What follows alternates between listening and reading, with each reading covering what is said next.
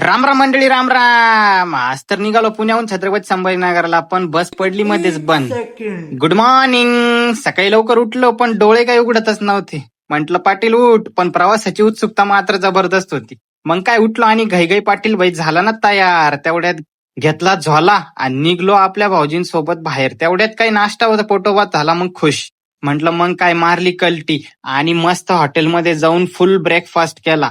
आज तर सकाळी सकाळी भाऊजी सोबत ब्रेकफास्ट झाला आणि मग काय पाटील झाला ना चार्ज.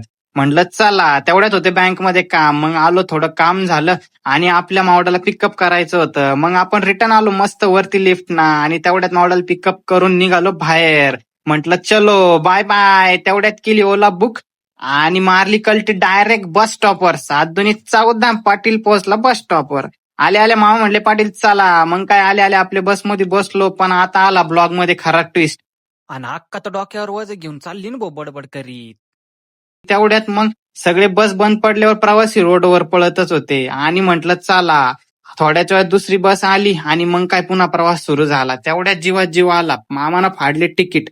भारतातील प्रवासातले अनुभव तर फुकटचेच मिळतात. तेवढ्यात तर बस थोड्याच वेळात थांबली. ब्रेक आणि संध्याकाळी एकदम मस्त वातावरण झाले होते. म्हणलं चला आता थंडगार वातावरणामध्ये थोडा हॉटेलला ब्रेक झाला आणि मस्त निवांत निघलो.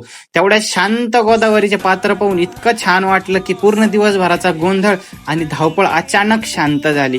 चालत तर मित्रांनो, पुन्हा भेटून नव्या ब्लॉग मध्ये. तोपर्यंत जय महाराष्ट्र.